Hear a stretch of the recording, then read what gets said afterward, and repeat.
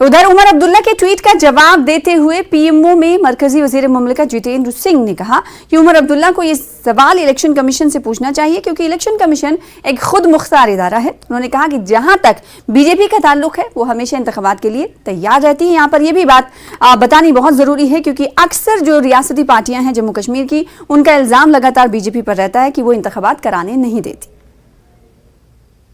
मुझे लगता है कि ये सवाल तो इलेक्शन कमीशन को पूछना चाहिए आपको, क्योंकि इलेक्शन कमीशन एक स्वतंत्र अदारा है और ये सरकार स्वतंत्र संस्थाओं के कामकाज में दखल नहीं देती। हाँ, अगर आप मुझे भारतीय जनता पार्टी के कार्यकर्ता के रूप में पूछते हैं तो वो मैं ये कह सकता हूं कि भारतीय जनता पार्टी का प्रत्येक कार्यकर्ता हर समय हर प्रकार के चुनाव के लिए तैयार रहता है, चाहे वो पंचायत का हो, चाहे विधानसभा का हो, चाहे लोकसभा का हो।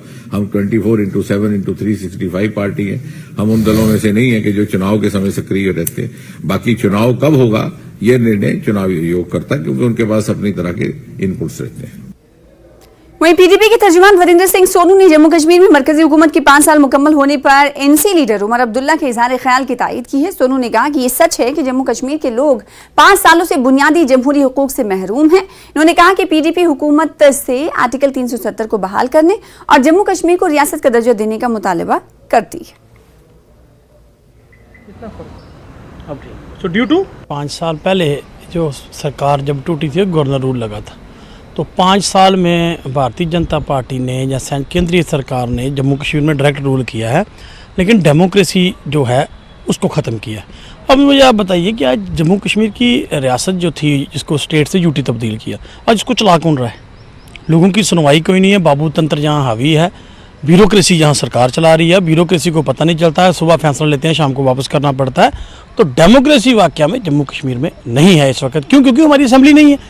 और अब ये कहते हैं जी आप पंचायत को या म्यूनसिपलिटी को डेमोक्रेसी नहीं मानते। भाई है वो 3 टायर है। भाई आप मुझे बताइए, ये असेंबली को डेमोक्रेसी नहीं मानते हैं, एमएलए को डेमोक्रेटिक सिस्टम में नहीं मानते हैं भारतीय जनता पार्टी। अगर नहीं है तो बाकी स्टेटों में क्यों चुनाव कराते हैं? तो ये मैं कहता हूँ कि जम्मू कश्मीर के साथ मैं समझता हूँ कि धोखा जो है वो पिछले 5 सालों से भारतीय जनता पार्टी की केंद्र की सरकार के द्वारा किया गया है।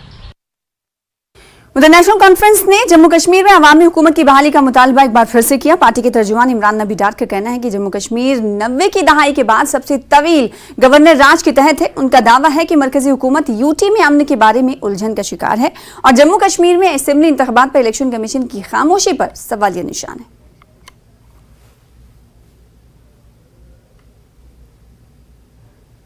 जब भी बाहर जाती है आउटसाइड कंट्री, हमारे लीडर हजरात हमेशा बोलते रहते हैं कि Hindustan is the mother of democracy, but unfortunately वो डेमोक्रेसी रुक जाती है लखनपुर के पास। JND के पिछले 5 सालों से विदाउट ए डेमोक्रेटिकली इलेक्टेड गवर्नमेंट है। हमको ये बात समझ नहीं आ रही कि हमने क्या खता की है। आज 2nd लॉन्गेस्ट प्रेसिडेंट्स रूल है जम्मू कश्मीर में। इससे पहले 90s में हुआ था, जो रहा था कोई ज़्यादा डिफरेंस नहीं है, 5 साल और 9 महीने रहा था वो। अब मुझे लगता है अगर ये और कंटिन्यू करेगा हम उस रिकॉर्ड को भी बीट कर देंगे। उस टाइम पे तो खैर हम मानते थे कि हालात बहुत ही सेंसिटिव थे, मिलिटेंसी पीक पे थी, हालात मतलब अनकंट्रोलेबल सिचुएशन थी। आज मुझे समझ नहीं आ रहा है, गवर्नमेंट ऑफ इंडिया खुद बार बार कह रही है कि आज हालात बेहतर हो गए हैं, स्टोन पेल्टिंग नहीं होती है, लोग नहीं मर रहे हैं, हड़तालें नहीं होती है जो पहले होता था। तो क्या वजूहात है, क्या रीजन है कि यहां पर इलेक्शन, असेंबली इलेक्शन नहीं हो रहा है?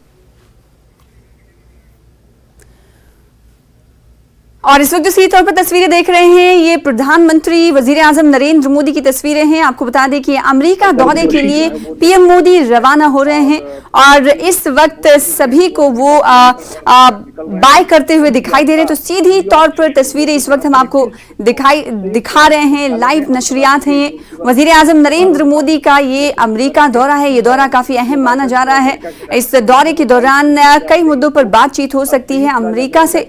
और साथ ही साथ आपको बता दें कि जब भी कोई बड़ा लीडर किसी मुल्क के दौरे पर जाता है तो जो बायलैटरल इश्यूज हैं और साथ ही साथ जो डिप्लोमेटिक इश्यूज हैं उस पर भी बातचीत होती, गौर ख़ौज होता है। तो माना जा सकता है कि इस दौरे में भी हिंदुस्तान और अमेरिका US के दरमियान कई मुद्दों पर बातचीत हो सकती है।